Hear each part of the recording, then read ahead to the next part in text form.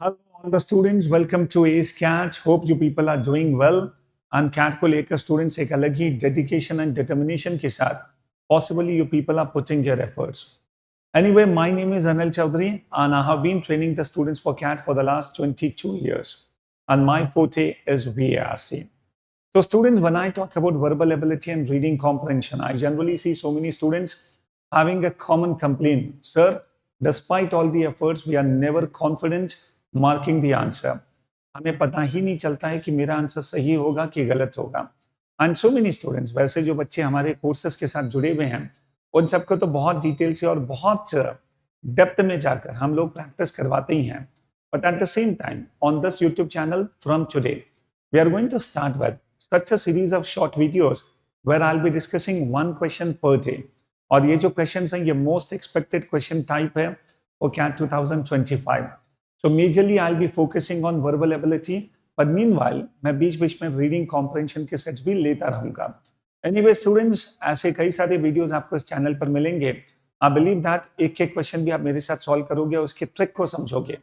सबसे पहले whenever I will show the question to you, सबसे पहले you will have to pause the video and solve the question on your own.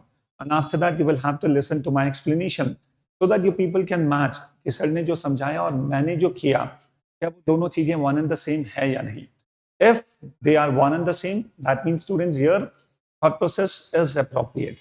But अगर लगता है कुछ भी नई learning है, तो बस उसे नोट करते हुए चलना है and इस पूरी सीरीज के साथ बने रहना है. तो students, आज का जो पहला क्वेश्चन मैं आपके साथ डिस्कस करूंगा. This question is going to be a very good question based on odd one out. I believe that verbal ability में सभी स्टूडेंट्स को ऑलरेडी पैटर्न पता होगा. आपके you may have some questions based on jumble paragraphs, you may have some questions based on odd one out, and कई बार student जो questions होते हैं they are based on para summary and para completion. तो in total 8 questions भी people can expect in verbal ability. This is for the student जो अभी cat के लिए बिल्कुल नए हैं और जिनको बहुत ज्यादा नहीं पता है. तो आज का जो क्वेश्चन होगा that is based on odd one out. Now odd one out में होता क्या है, let us try to understand it. Now see students, अच्छा before we come to the question, there are two new batches. One is for CAT 2025 and one is for CAT 2026. तो 25 के लिए हमारा 6th batch it is about to begin now, and 26 के लिए we are going to start with the second batch. I believe all the students, जिन भी बच्चों को CAT के इन बैचेस को ज्वाइन करना है, believe me students, YouTube पर तो थोड़ा सा कंटेंट है. I must say it is only the tip of the iceberg.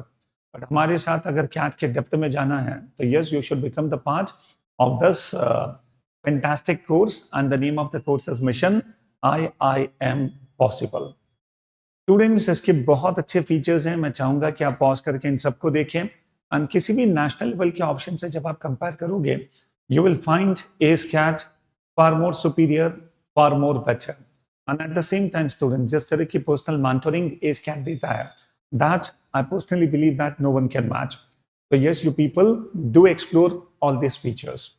And then students, for CAT 2025, we have started with a dedicated test series also. अभी तक 3 test upload हो चुके हैं, and every week a new test people are uploading. And the best part is, all the tests you will have with detailed video solutions as well. तो students, इस test series का हिस्सा जरूर बने. कहीं से भी आपने कोर्स परचेज कर रखा, but yes, you people should become the part of this ACE-CAT test series. Well, now students, coming on to the question. So when I talk about the question, it is odd one out, where 5 sentences are given to us, and among those 5 sentences, 4 they gel together to make a logical paragraph. But एक sentence ऐसा होगा जो odd होगा, understand? We need to identify that. और वैसे भी students जो people see, ये CAT का question है. अगर ये CAT का question है, तो ऐसा तो possible होगा नहीं कि 4 sentences क्रिकेट से रिलेटेड होंगी और एक फुटबॉल से रिलेटेड. Not at all. इतना आसान तो क्वेश्चन होगा नहीं. आप देखोगे स्टूडेंट्स, 5 के 5 सेंटेंसेस एक ही टॉपिक से रिलेटेड होंगे, एक ही थीम से रिलेटेड होंगे, विद अ स्लाइट वेरिएशन. तो कई बार तो स्टूडेंट जब आप 5 सेंटेंसेस को पढ़ोगे, उसी में से on a very close monitoring, on a very close observation, you can identify which is the odd one. और कई बार स्टूडेंट जब ये पॉसिबल नहीं होता, then you will have to make a paragraph. My suggestion to all the students, आप सबसे पहले पैराग्राफ बनाने में टाइम इन्वेस्ट नहीं करें. Read all the 5 sentences once, to understand what is the overall theme of the paragraph and if it is able to identify which is that sentence which is the odd one, well and good. But अगर ऐसा नहीं possible है तो then you will have to make a paragraph. आप paragraph कैसे बनाते हैं इनको लेकर कई सारे ट्रिक्स आपको ऑलरेडी पता होंगे. हम अपनी क्लासेस में बहुत डिटेल से डिस्कस करते ही हैं. फिलहाल स्टूडेंट्स अपन चलते हैं इस क्वेश्चन पर. आई वांट एवरीवन, आप इस पूरे क्वेश्चन को पॉज करो, सबसे पहले खुद सोचो and then give the answer. ये बिल्कुल कैट लेवल का क्वेश्चन है. कैट का क्वेश्चन ऐसा मत मान के चलो स्टूडेंट्स कि हमेशा बहुत टफ ही होगा. Okay, believe me, ये बिल्कुल कैट लेवल का क्वेश्चन है and this is the level which you people have to eventually touch. चलिए बताओ students, which is the right answer? Shall I give the answer now? Done? Okay. चलो एक बार students हम पांचों सेंटेंसेस को as it is पढ़ेंगे. Now the first one. Both are baboon fibulae that have been notched by human hand. Students आपको पता है what is a baboon? It's a monkey-like creature. जैसे हिंदी में अपन लंगूर कह सकते हैं और अफ्रीकन कंट्रीज में स्पेशली मिलता है students baboon. It's a monkey like creature. Both are. Students हमेशा ध्यान में रखना पारा जंबल्स में या फिर ऑड वन आउट में ये जो बड़े स्पेसिफिक वर्ड्स होते हैं, जैसे फॉर एग्जांपल बनाए से बोथ आर, तो डेफिनेटली कहीं ना कहीं किसी ना किसी सेंटेंस में I might have been talking about two things, तभी तो स्टूडेंट्स में बोथ यूज कर सकता हूँ. तो ऐसे हिंट्स को हमें बहुत यूज करना है. अच्छा, पारा जंबल्स के क्वेश्चंस को सॉल्व करने में या फिर ऑड वन आउट को एक और चीज जो सबसे ज्यादा हेल्प करती है, you people have to be very much careful about the usage of conjunctions. And कई बार आप देखोगे जो प्रोनाउंस होते हैं वो आपको बहुत हेल्प करते हैं. कैसे? I just tell you in this question. Now C second कहता है Africa is home to what may be the world's oldest counting tools.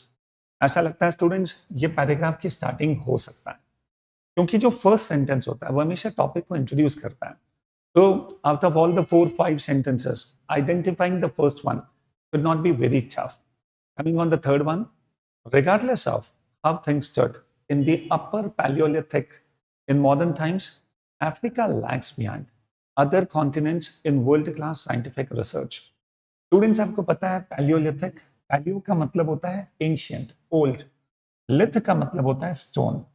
So when I say Paleolithic, इसका मतलब है I'm talking about the old Stone Age.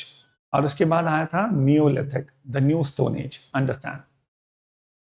So regardless of how things stood in the upper Paleolithic, in modern times Africa lags behind other continents in world-class scientific research. Some archaeologists think they were used as statistics. Now students notice यहाँ पर एक pronoun है, they were used. आखिर कोई भी pronoun अगर मैं use करता हूं तो वो किसको रेफर करता है? We need to find out that. Then students coming on the fifth one, the Ishango bone from Democratic Republic of Congo and Lebombo bone from South Africa date from 20,000 years and 43,000 years ago respectively. अब students देखो इन पांचों sentences को अगर मैं compare करूं, fifth में दो बोन्स के बारे में we have given some reference, Ishango bone and the Libombo bone. अब स्टूडेंट्स यहाँ पर जो लिखा है ना both are baboon fibulae, तो मुझे लगता है fifth and one ये आपस में कनेक्ट होते हैं. And students second becomes the starting sentence. Africa is home to what may be the world's oldest counting tools. And fourth कहता है some archaeologists think they were used as statistics. आखिर students they मतलब क्या? I'm talking about those bones only. अब आप देखो मैं counting tools की बात कर रहा हूँ और ये जो बोन्स हैं यही तो वो काउंटिंग टूल्स हैं. तो स्टूडेंट्स अगर मैं कहता हूँ दे वर यूज्ड एज स्टैटिस्टिक्स, ये भी बाकी सेंटेंसेस के साथ बिल्कुल लिंक होता है. अब ये पूरा paragraph the only objective is to talk about in ancient Africa what kind of counting tools were there and how bones were used as statistics. So that becomes the theme of the whole paragraph. But कहीं पर भी students अब ये जो third वाला sentence है this actually becomes the odd one. Why this becomes the odd one? Because it is no way talking about the counting tools. It is no way talking about the bones and the various things. Third option तो ये कहता है कि ठीक है ancient time में Africa ने जो भी किया, लेकिन आज की तारीख में स्टूडेंट्स मॉडर्न टाइम्स में Africa lags behind other continents in world class scientific research. तो this sentence is anyway odd one out. इस पूरे पैराग्राफ में थर्ड कहीं से भी जल नहीं होता. हमारा मेन पर्पस ये बताना है ही नहीं कि मॉडर्न टाइम्स में अफ्रीका has lagged behind. हमारा एक ही पर्पस है to talk about that Africa had the oldest counting tools. I believe that students आपको ये लॉजिक समझ में आया होगा. कैसे प्रोनाउंस आपको हेल्प करते हैं, तो you people have to be careful in that. और वैसे भी students 4 sentences they talk about the counting tools and third जो है that is a separate one. तो therefore third is the odd one out. तो बहुत ज्यादा डेप्थ में नहीं जाते हुए भी we can manage to give the correct answer to this question. See you in the next video with a new question. Thank you.